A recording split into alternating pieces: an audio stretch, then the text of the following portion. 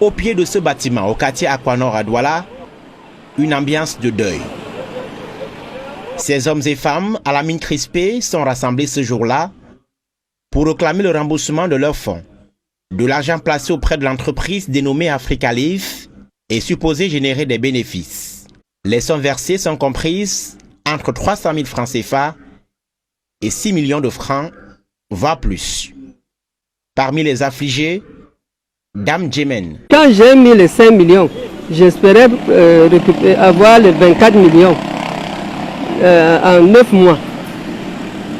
Je n'ai même pas eu 5 francs. Des prêts et des économies entières remis à Africa Leaf, une entreprise qui s'est présentée comme spécialisée dans l'achat et la vente des actions, l'intermédiation dans l'obtention des financements pour les projets et ayant une expertise dans le marché financier. J'ai investi la somme de 2 millions dans un premier temps et secondement j'ai investi 200 000 francs.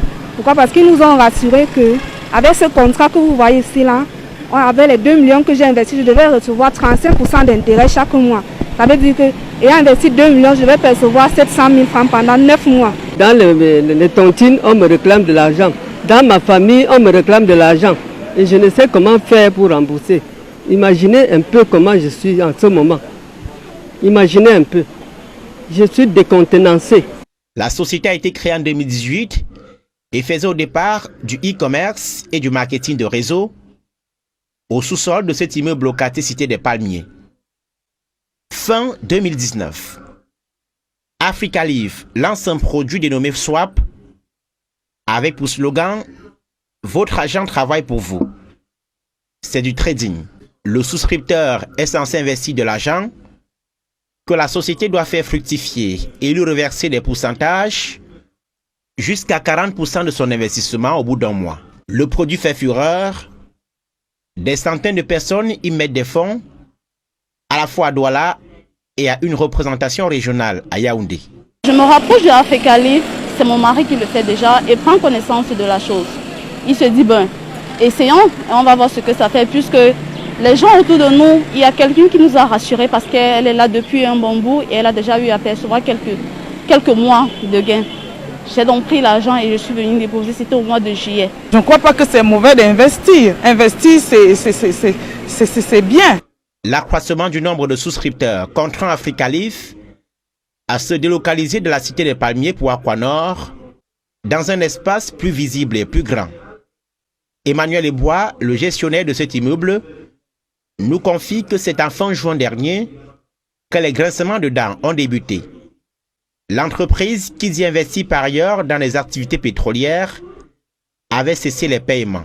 C'est à partir de là qu'on s'en est inquiété et il nous a caché les choses. Donc on a simplement su plus tard, au mois de juin-juillet, parce que les gens venaient se plaindre qu'il y avait un problème. En dépit des assurances qu'elle donne à ses souscripteurs courroucés et inquiets, personne n'est plus payé.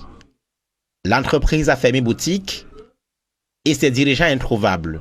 Maître Arthur Djoumessi a été saisi par le collectif des souscripteurs abusés. L'avocat au barreau du Cameroun se dit surpris par l'absence de personnalité juridique de la société incriminée. La personnalité juridique est consacrée par l'inscription de la société au registre du commerce et du crédit immobilier.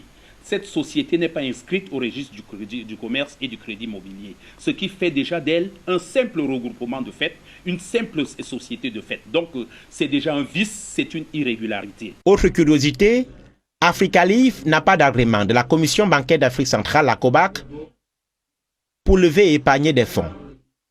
Le vœu du Conseil des souscripteurs aux abois, évalué aujourd'hui à plus de 1000 personnes, c'est que les responsables de l'entreprise soient empêchés de partir du Cameroun. Le défi qui est aujourd'hui lancé est celui des autorités policières et de la gendarmerie, bref de la police des frontières. La police des frontières, dans le cadre de la préservation de l'ordre public, a le devoir de les interpeller et de les remettre entre les mains de la justice. Africa Leaf, qu'Equinox Télévision n'a pas pu joindre jusqu'à la fin de cette enquête, avait pour promoteurs les nommés Rose Boyomo, Benoît Minette et Eli Itongolo. L'entreprise était gérée par Sieur Claude Manga et Gilbert Amougou, principalement. Le tribunal de grande instance du Vori s'est saisi de l'affaire après une plainte pour escroquerie aggravée déposée par le conseil des souscripteurs contre les mises en cause. D'après nos informations, Rose Boyomo, l'une des gérantes de Africa Live, a été placée sous mandat de dépôt à la prison centrale de Douala il y a près d'une semaine. Le préfet du département du Vouri a confié l'enquête à la Légion de gendarmerie. Les autres mises en cause sont toujours en cavale dans cette affaire qui rappelle le scandale de l'Amida à Yaoundé.